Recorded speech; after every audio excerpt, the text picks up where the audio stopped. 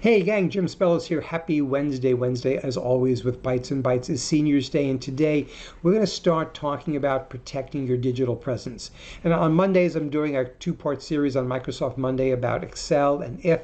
Here on Wednesdays what we're going to do is a maybe three-part series on protecting yourself online.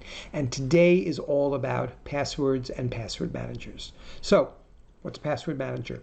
It is an application, a tool, could be web-based, it could be an app you download onto your phone that will keep all of your passwords in one place. But the key thing about any password manager, and the good thing about good password managers and the use of them, is that your master password is unique, one of a kind. It's not kept anywhere. It's not even kept by the password manager. Now, I'm going to switch right now to show you the password manager that I use, which is Dashlane. There are lots of good ones out there. 1Password's good. LastPass has had some pretty bad notoriety lately, being hacked a few times, but even so, I'm still not sure whether they've gotten into the user data. So this is my Dashlane. All of my passwords are alphabetically arranged here. I brought up the Amazon AWS. It's not one I use very much, but I'm not going to show you my password. If you saw it, you wouldn't be able to understand it. It's letters and numbers and random characters. I don't know what my passwords are. That's the great thing about using a password manager, is they are all unique, and we'll explain why that's so important in a second. So I can do different things. I can actually just copy it from right here if I wanted to, but these tools make it even easier because they sort of connect to your browser and let you be able to see and access the sites without having to always go into the application. Let's take a look. Here's Twitter. I'm in Chrome, in Twitter, and I'm logged out right now, so I want to log in. I'll hit the login at the bottom right corner. And now it's going to give me the place I can put my username. But as you see right over here, the D logo for Dashlane exists, which means it's recognizing this as a potential place to put in information. So I'm going to click. It's going to pop up with my information of my email address. We'll put it in there. When I hit next, and I will whitewash out the other accounts that I actually do work for, and I click in that password box again, we are seeing that we have the Dashlane icon there, but I will click and it'll give me a bunch of options. Again, all you're seeing is the top one, which is mine. I'm going to click on it. I'm going to hit login, and I'm in. That's it.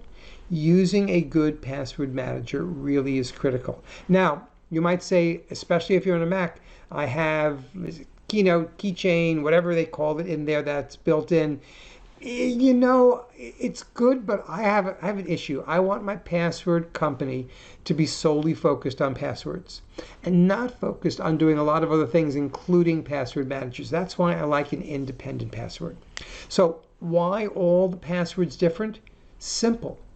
If you get hacked and somebody gets one of your usernames and password, guess what they're going to do?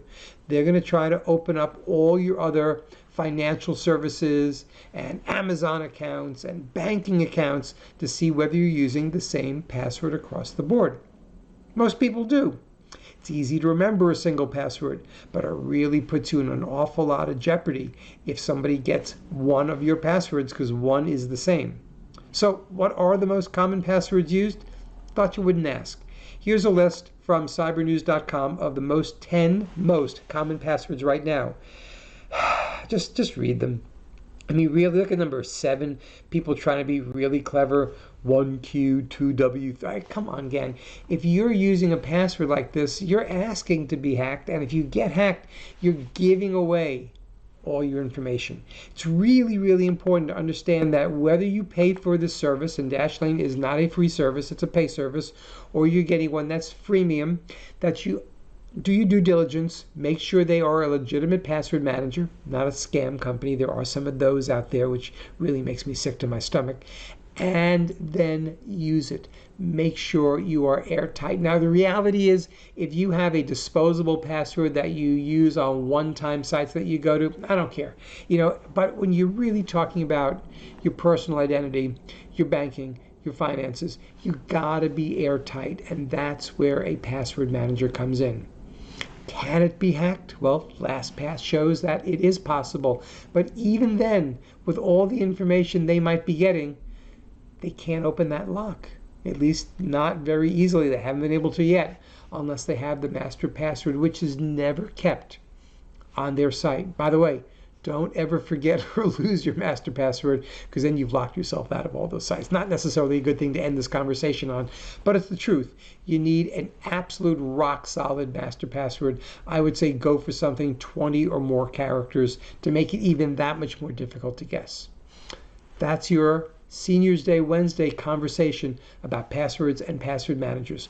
Hope you liked it. More importantly, hope you find it useful and implement it. Be well, and I'll see you, well, tomorrow, Friday, Monday, almost every day of the week. So, ciao.